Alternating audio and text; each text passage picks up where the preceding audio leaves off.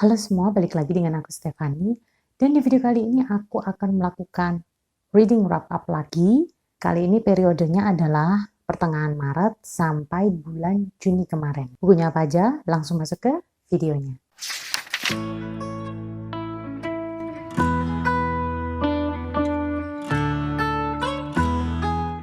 Kalau sebelumnya itu aku sempat kena reading slump gitu kan ya, dari bulan Januari sampai Maret itu, dan cuman berhasil membaca 1-2 buku. Bulan Maret kemarin itu aku kayak keluar dari reading slumpku dan berhasil membaca 6 buku dalam 1 bulan itu. Makanya aku bagi 2 buku pertamanya sudah aku bahas di video yang ini. Kalian bisa tonton nanti setelah selesai menonton video ini ya. Buku yang aku selesai baca di pertengahan Maret sampai akhir itu, yang pertama ada Tinkerbell Takes Charge atau Tugas Berat Tinkerbell.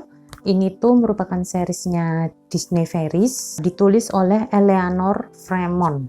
Nah, jadi buku ini tuh menceritakan Tinkerbell yang menghadapi masalah ketika sebuah meriam besar tidak sengaja jatuh ke Pixie Hollow, tempat tinggalnya para peri itu, dan bola meriam tersebut itu mengenai tepat kamarnya Tinkerbell dan merusaknya kayak gitu. Dan dari situ Tinkerbell harus kayak putar otak kayak gitu ya, bagaimana supaya menyelesaikan masalah tersebut, supaya bola meriamnya itu bisa kembali lagi kayak gitulah ya, nggak merusak semuanya. Aku sebenarnya agak-agak antara suka dan enggak kayak gitu ya, karena aku sukanya karena ceritanya ini sederhana dan ada kayak konfliknya itu lumayan seru, meskipun serunya tuh kayak agak-agak slow pace. Nah, cuman yang bikin aku nggak suka itu di sini, kenapa sih? Kan peri-peri lainnya itu kayak terlalu bergantung sama Tinkerbell. Padahal sebenarnya kayak itu bisa diselesaikan dengan ring sedikit kayak gitu, tapi nggak dilakukan gitu sama peri-peri lainnya. Padahal banyak peri-peri lain yang bertugas di wilayah itu, tapi kenapa kan mereka hanya mengandalkan Tinkerbell? Itu yang aku paling sebel gitu. Ya kayak nggak ada ide lain kah kayak gitu loh. Itu sih makanya aku nggak kasih rating buku ini bintang 5, tapi aku kasih rating buku ini 4 bintang. Dan cocok banget buat kalian yang suka buku-buku fairy atau mungkin untuk anaknya ya. Baca buku ini tuh aku dapatnya bekas ya, jadi sudah nggak ada yang beredar yang baru lagi setauku.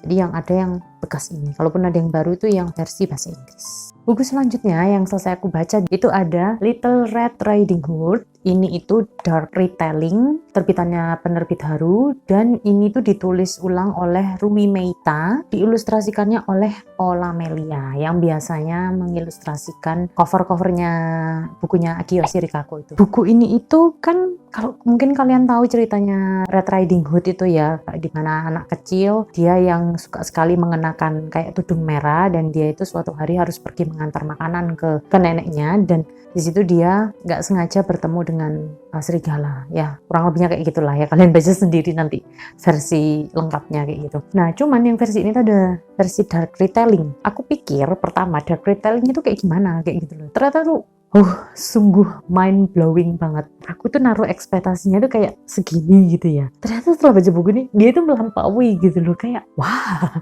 aku nggak nyangka sampai segitu kayak gitu loh.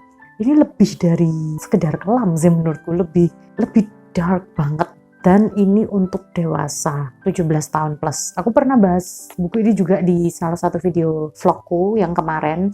Yang jelas aku suka banget buku ini karena ceritanya bagus, retellingnya bagus, diceritakan kembali dengan bagus dan masuk akal, meskipun kayak agak seram gitu ya. Seramnya bukan seram hantu, tapi lebih ke dark kelam gitu.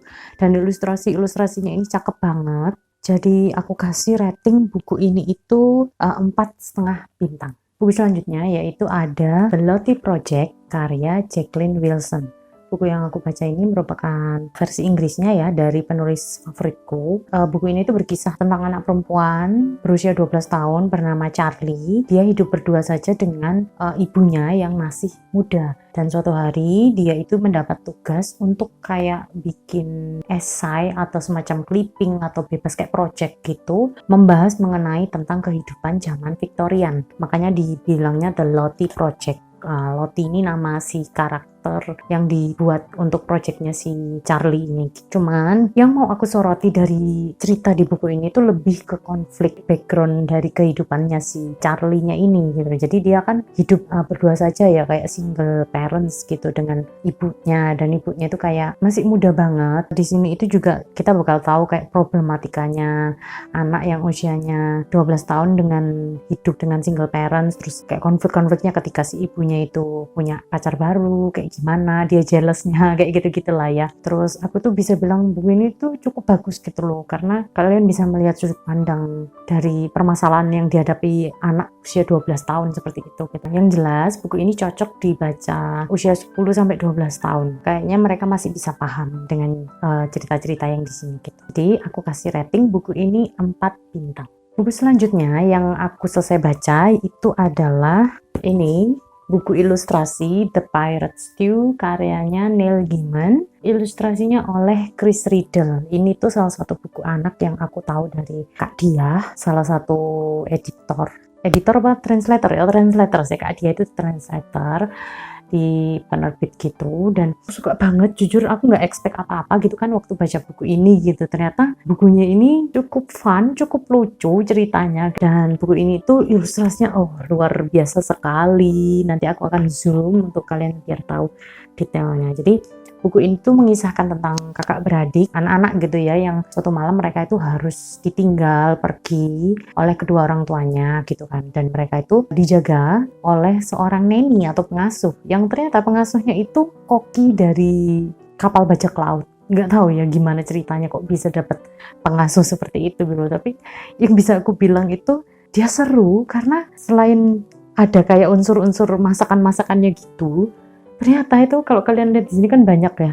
Karena ternyata tuh si koki bajak lautnya itu ngajak semua teman-teman bajak lautnya itu ke dalam rumahnya si kakak beradik itu. Nggak bisa dibayangkan gimana kacaunya gitu kan ya. Dan ini tuh bener-bener seru, dan aku nggak nyangka kalau ternyata itu endingnya bakal kayak gitu. Kalau kalian suka dengan karya Neil Gaiman dan ilustrasinya Chris Riddle-nya ini, aku sangat rekomendasi banget kalian baca buku ini juga. Aku beli buku ini di Booktopedia, harganya lumayan murah daripada harga aslinya ya. Harga aslinya aduh menyayat hati sekali dan menyayat dompet gitu. Aku kasih rating buku ini 4,5 bintang.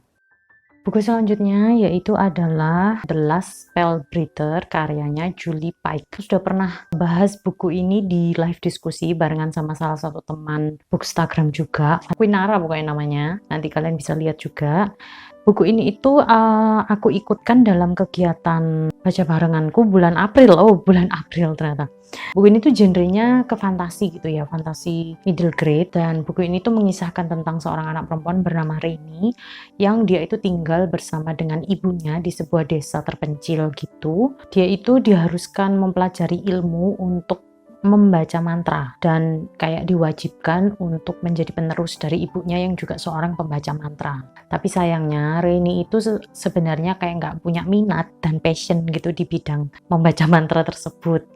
Dan juga ibunya Rainy itu kelihatan banget kayak dia menyembunyikan banyak hal dari si Rainy-nya ini gitu. Dan mereka berdua ini tinggal di sebuah desa terpencil yang dilindungi oleh mantra khusus yang katanya untuk melindungi mereka dari serangan monster dari dunia luar atau dunia dari wilayah yang di luar desanya mereka gitu. Nah, tapi sebenarnya ada misteri lain yang lebih besar yang bisa dibilang disembunyikan sama ibunya Rainy gitu loh, yang sebenarnya harusnya Rainy itu tahu. Jujur di 50 awal buku ini aku tuh ngerasa kayak nggak mood baca bukunya karena kayak agak slow pace banget gitu. Terus isinya itu kayak negatif thinkingnya si Rainy tentang gimana dia nggak minat sama ini kayak gitu. Terus itu kayak hampir 50 halaman kayak gitu, dan sedikit tentang world building juga, tapi nggak yang world buildingnya ini kok nggak terlalu ribet-ribet banget gitu, cuman ada kayak sistem mantra gitu. Terus alurnya ini kan dia bisa dibilang alurnya ini cukup lambat, dan aura ceritanya ini meskipun dia middle grade gitu ya, dia auranya kayak serius banget gitu. Jadinya aku kayak tegang selama bacanya dan nggak bisa santai gitu loh.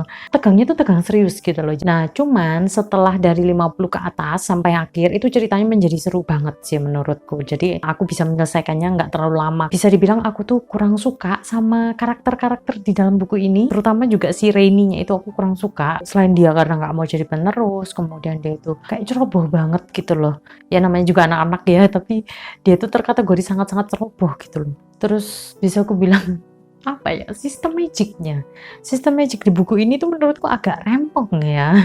Kayak ribet gitu. Kalau kayak kita tahu sistem magic kan biasanya orang tanpa tangan magic atau pakai tongkat atau pakai pena bulu.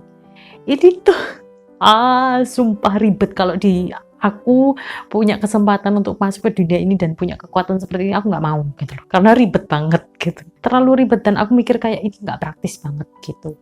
Dan menurutku plot twist di buku ini tuh kayak bisa ketebak sih. Biasanya kan aku kayak jarang gitu kan ya bisa nebak plot twist gitu, tapi yang ini tuh bener-bener bisa ketebak dan aku merasa biasa aja gitu. Dengan pertimbangan-pertimbangan itu, meskipun ada unsur serunya gitu kan selama kayak proses pencariannya si Rainy ini mencari ibunya, aku jadi sedikit mempertimbangkan dan memberi rating buku ini akhirnya 3,5 bintang aja. Buku selanjutnya yang selesai aku baca yaitu adalah Dark Retelling lagi, yang kali ini yang Snow White. Yang buku ini tuh ditulis ulang oleh LM Cendana, diilustrasikan oleh Diwa Sandi. Nah kalau yang sebelumnya aku suka banget sama yang versi retellingnya Little Red Riding Hood, untuk yang kali ini aku bilang aku kurang suka gitu dengan retelling yang ini. Ini merupakan retelling yang sama dari ceritanya Snow White kayak gitu, cuman bisa aku bilang ini tuh lebih kayak mirip, kalau kalian pernah lihat film, pokoknya versi movie-nya dari Snow White-nya itu yang main Kristen Stewart. Nah ini tuh hampir mirip jalan ceritanya seperti itu gitu loh. Aku nggak tahu ya apakah itu memang versi aslinya Snow White seperti itu, kayaknya nggak deh ya gitu. Cuman aku kurang suka gitu loh karena terlalu mirip itu, jadi kayak aku bisa ketebak gitu kan ya jalan ceritanya. Terus ceritanya ini lebih ke banyak sadisnya, terus ada pembantaian juga, ada plot twist juga, tapi yang menurutku biasa aja gitu kan ya. Ada juga kayak sindrom tertentu di buku ini yang disinggung, yang ditunjukkan di salah satu karakter gitu. Poin yang aku soroti dan aku masih apresiasi adalah ilustrasi dari buku ini. Mohon maaf ya, tapi beneran ini tuh terlalu sama dengan versi movie-nya gitu loh, jadi aku merasa biasa aja. Tapi kalau kalian mungkin mau coba baca, kalian bisa cari dan beli di toko buku terdekat atau di Shopee-nya penerbit Harum. Dan untuk buku ini aku kasih rating 3,8 hanya untuk ilustrasinya saja. Mohon maaf ya. Buku selanjutnya yang selesai aku baca itu adalah Real Face karya Chinen Mikito. Aku baca buku ini karena untuk kerjasama review dari penerbit Haru, dan videonya sudah tayang kemarin. Kalian bisa cek di video yang ini. Karena sudah aku review, aku nggak akan ngomong panjang, jadi aku bisa bilang buku ini aku suka banget. Dia itu plot twistnya chef kiss banget, bagus banget, menipu banget, dan meskipun tebal gitu ya, kalau menurut aku sih, aku ini kayaknya nggak perlu setebal ini gitu loh. Cuman kalau bisa dibilang dihilangkan beberapa part itu bisa-bisa aja gitu, tapi setelah baca ini aku nggak masalah gitu loh. Jadi gitu deh. Buku ini tuh lebih ke thriller tapi ada unsur komedinya juga. Ini karyanya Chinen Mikito, bukan Akiyoshi Rikako. Aku bisa bilang ini tuh seru, sukses, meskipun jokesnya atau unsur-unsur humornya tuh kayak nggak dapet gitu di aku. Cuman aku masih bisa apresiasi humornya itu dengan mengkombinasikannya dengan cerita keseluruhannya ini. Pas banget aja sih semuanya. Maka dari itu aku kasih rating buku ini 4,5 bintang. Buku selanjutnya yang selesai aku baca, ini tuh selesai aku baca di bulan Mei. Bukunya itu adalah Bambi karya Felix Salten. Buku ini itu merupakan karya sastra klasik yang pernah diadaptasi oleh Disney, film Disney yang Bambi itu, cuman yang ini versi aslinya dan versi lengkapnya.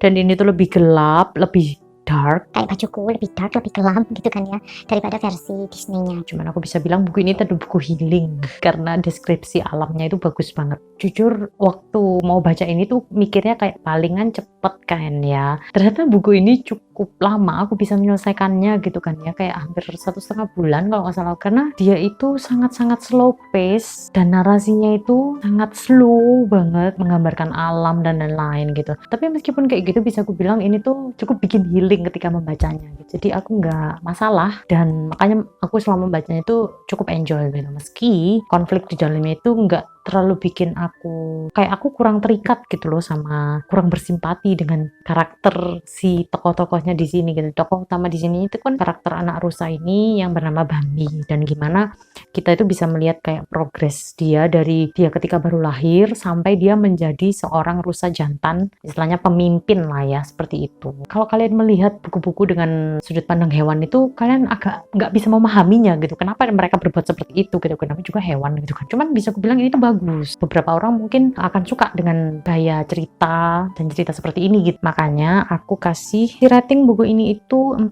bintang. Selanjutnya yaitu adalah buku terakhir yang aku selesai baca. Ini tuh aku selesai baca di bulan Juni, karena bulan Mei ke Juni itu rumahku renovasi, jadi aku nggak bisa ada tempat gitu kan untuk baca buku dan santai gitulah istilahnya. Jadi aku cuma selesai satu buku, bukunya itu adalah For the Never Ending Moment karyanya Connie Cleo. Buku ini itu lebih ke kutipan-kutipan kata-kata. Kalau yang di buku pertamanya, yang di wrap-up buku yang pertama itu dia kan lebih ke masa kecil gitu ya. Kalau yang ini lebih ke kayak di sini sih digambarkannya itu kayak hubungannya dia dengan keluarganya, hubungannya dia dengan saudaranya, ataupun kayak kekasihnya gitu lah ya. Tapi ada juga yang hubungannya dengan kayak ayahnya, kayak gitu-gitu. Momen-momen yang ada di kehidupannya dia dari kecil sampai dewasa. Kalau yang sebelumnya kan lebih ke masa kecil saja gitu kan. Yang ini sampai dia dewasa gitu. Dan ilustrasinya tetap gemes seperti biasa. Makanya aku kasih rating buku ini 5 bintang. Ini dia tadi buku-buku yang berhasil aku selesaikan mulai dari pertengahan Maret sampai akhir Juni kemarin. Ada total 9 buku yang berhasil aku selesaikan dalam waktu 4 bulan. Kalian selesai baca buku apa? Kasih tahu aku di kolom komentar ya. Sekian video dari aku. Maaf banget kalau mungkin panjang ya. Kalau kalian suka dengan video ini, jangan lupa untuk klik like dan juga subscribe. I'll see you next time. Thanks for watching and bye-bye.